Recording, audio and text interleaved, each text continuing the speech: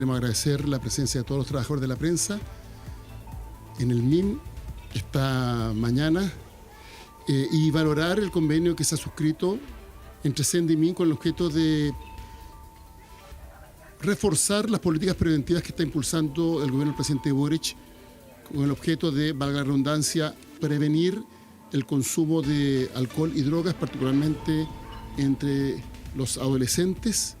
Estamos ante un desafío del país, un desafío del conjunto de la sociedad chilena que al respecto, y se logrado es que este convenio es una buena señal, aprovechando la infraestructura que aquí existe, la experiencia que también existe de parte del MIM, y particularmente ponerla a disposición para efectos de que las niñas, niños y adolescentes puedan concurrir como lo hacen cotidianamente a las actividades que aquí se realicen y por tanto que en su tiempo libre puedan compartir y también aprender en el marco de del trabajo que desarrolla esta institución.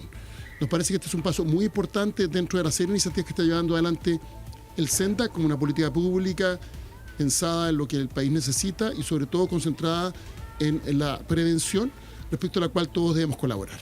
Valoramos esta iniciativa y tenemos la certeza de que va a ser una muy buena experiencia en el marco del trabajo que está desarrollando el CENDA. Así que le expresamos nuestro agradecimiento al MIM por su generosidad y disposición de participar de esta iniciativa. Gracias. Vicepresidente, ¿qué tal? Buenos días. Quería preguntarle a propósito de unas declaraciones de la ex ministra del Interior, Carolina Toá, ayer en Tolerancia Cero. Se desembarca un poco del actual gobierno, hace una separación importante y dice que en la agenda inicial del actual gobierno no estaba ni la seguridad ni el crecimiento. ¿Le parece que son correctas esas palabras? A ver, sobre este punto varios comentarios. En primer lugar, en el marco de la campaña se van a hacer muchas declaraciones y no es el rol del gobierno estar comentando día a día los detalles. Por el contrario, la labor del gobierno es concentrarnos en gobernar y esto es en seguir impulsando iniciativas que mejoren la calidad de vida de todas las chilenas y chilenos.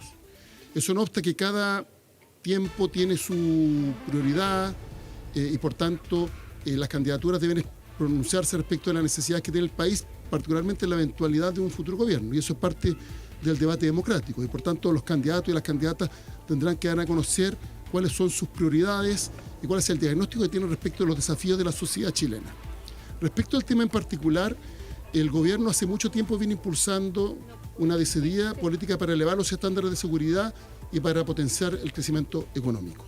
Y la muestra de eso ha sido la serie de proyectos de ley que se han aprobado en el Congreso Nacional, así como otras iniciativas que han permitido potenciar las herramientas que contamos, por ejemplo, para enfrentar el desafío que tenemos en materia de seguridad. Y la propia ministra Toá fue protagonista de esta tarea. Su ingreso al gabinete dio cuenta de una decisión que tuvo el presidente de la República con el objeto de hacer de esto un esfuerzo central de parte del gobierno.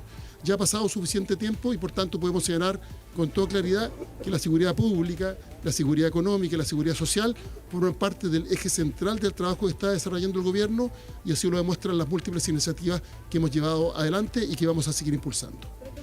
Que no era política del inicio el enfocarse en la seguridad y en el crecimiento, porque usted dice cuando llega Carolina Toá comienza a impulsar esas medidas. Respecto a este punto, la ex ministra Toá ha varias veces planteado ese diagnóstico. Aquí lo relevante es que el presidente de la República, Gabriel Boric, tomó una decisión de hacer de esto el eje central de su tarea de gobierno. Fue una decisión que se adoptó a los pocos meses de iniciado el gobierno y las muestras son evidentes respecto de las múltiples iniciativas que se han desarrollado. Tenemos crecimiento récord en términos del presupuesto destinado a seguridad. Al tercer año de gobierno en un aumento de más del 15%. En los 4 años del mandato anterior había aumentado el presupuesto de seguridad en menos de un 1%. Y por eso hemos dicho que donde ponemos las palabras ponemos las acciones. Y también todo lo que ha sido la modernización del marco normativo para otorgar más y mejores herramientas para elevar los estándares de seguridad en Chile a través de las casi 70 leyes de seguridad que han sido aprobadas a la fecha, así como una serie de otras modificaciones de carácter administrativo.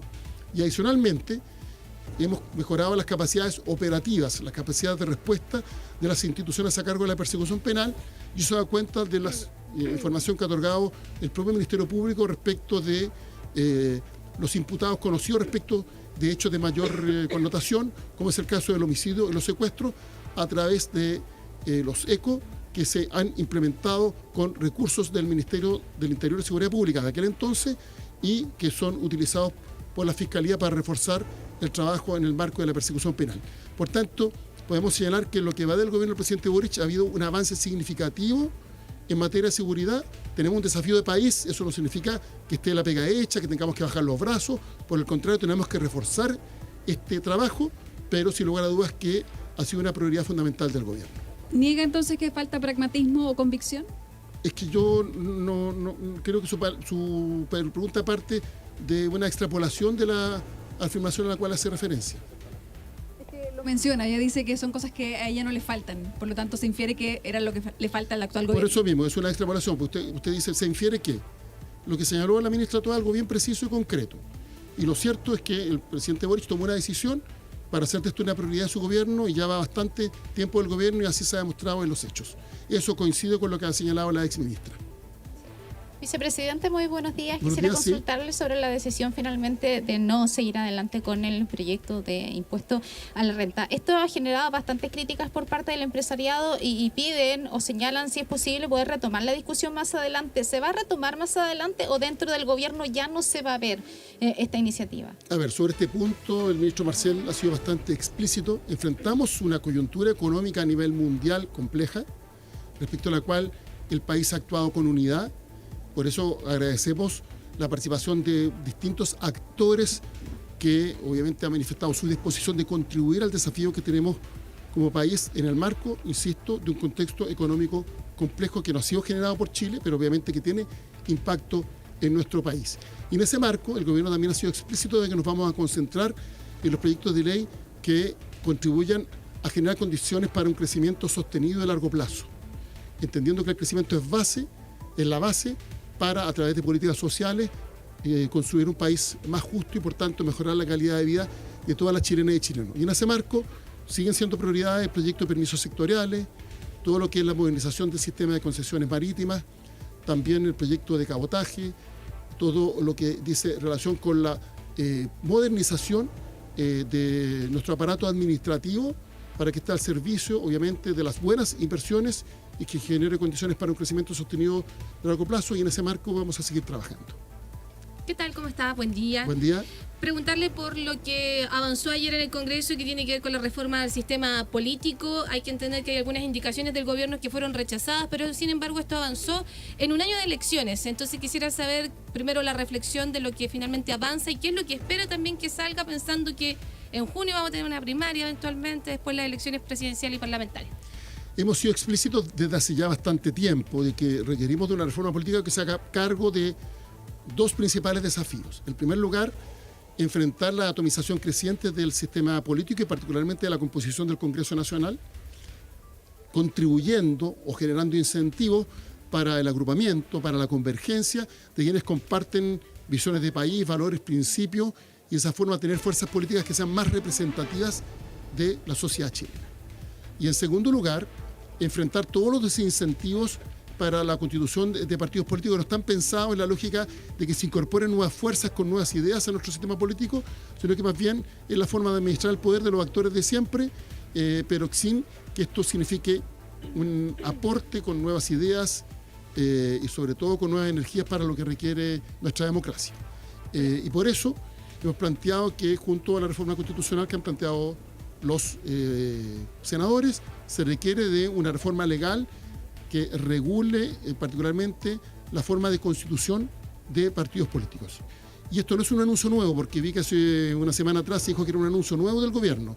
Nosotros hemos señalado hace tiempo que venimos trabajando un proyecto de ley que va a regular la forma de constitución de partidos políticos que genere estos incentivos a la convergencia a los cuales he hecho referencia. Es un proyecto de ley complementario a la reforma constitucional que se está discutiendo en el Senado. Respecto a la reforma del Senado, hay puntos que valoramos, otros con los cuales tenemos algunas diferencias. Bueno, eso forma parte del debate democrático. Quiero valorar particularmente la indicación del gobierno que se aprobó respecto del efecto que generaría la renuncia a la militancia de partido de un parlamentario. Se acogió la propuesta del gobierno. Hay otras propuestas que no han sido acogidas, pero hay distintas etapas legislativas y nosotros obviamente insistiremos en lo que estimamos conveniente y necesario para modernizar nuestro sistema político en las sucesivas etapas legislativas. Todavía falta que el proyecto se vote en la sala del Senado y falta todavía el segundo trámite en la Cámara, un eventual un tercer trámite en nuevamente el Senado y eventualmente una comisión mixta. En el marco de esas etapas legislativas que están pendientes, vamos a insistir en las ideas que consideramos que son buenas y necesarias para avanzar hacia un sistema político que tenga eficacia al momento de generar acuerdos para resolver los problemas de las chilenas y chilenos y que genere incentivos a la convergencia para tener fuerzas políticas más representativas de la sociedad chilena. Aprovechando aquí que está, también preguntarle por un tema de seguridad. Al menos 15 impactos de bala se encontraron en el Paseo Bandera, que me atrevería a decir que son a 2-3 cuadras del Palacio de la Moneda, muy cerca. ¿Qué pasa ahí? Está la Fiscalía ECO viendo que ve el crimen organizado. ¿Se tomó el crimen organizado el espacio que es denominado como el casco histórico? Bueno, sobre ese punto hay que ser bien claro. Hemos visto cómo efectivamente tenemos un desafío en materia de seguridad, que es el desafío del conjunto de la sociedad chilena, respecto al cual el gobierno ha sido muy activo y proactivo. Y por eso he hecho referencia a las múltiples iniciativas que se han llevado adelante. Ahora, cuando uno analiza estos fenómenos, tiene que analizarlos sobre la base de indicadores en un periodo de tiempo que permitan ir evaluando el impacto de las iniciativas que se han llevado adelante, más allá de los hechos específicos. Los hechos específicos son relevantes para la investigación penal que se debe llevar adelante para determinar las responsabilidades penales.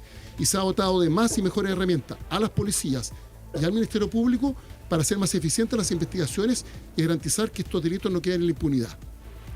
Y en lo que respecta a las políticas públicas, estas tienen que ser evaluadas considerando un conjunto de fenómenos en esta área, y lo que podemos señalar es que habíamos visto en el último tiempo un deterioro significativo en las tasas de homicidio. Cada año aumentaban las tasas de homicidio y ya llevamos 2 años en que se ha logrado controlar las tasas de homicidio y se ha iniciado el proceso contrario de bajarlas. Pero todavía no es suficiente y por eso vamos a seguir impulsando las iniciativas que están en carpeta y vamos a seguir potenciando las iniciativas que hemos estado desarrollando durante todo este tiempo para mejorar todos los indicadores en esta materia. Entonces hay que distinguir entre estos hechos específicos respecto a los cuales se cuenta con más y mejores herramientas para su total esclarecimiento, para que no quede en la impunidad. Y por otro lado, en lo que respecta a la política pública en materia de seguridad pública, hemos visto que los indicadores han mejorado, pero eso no significa, como señalé anteriormente, que haya que cantar victoria, sino que por el contrario hay que seguir redoblando los esfuerzos para que esos indicadores mejoren en el tiempo. Solo para aclarar, esto es por el casco histórico y lo otro, la acusación constitucional contra el delegado presidencial.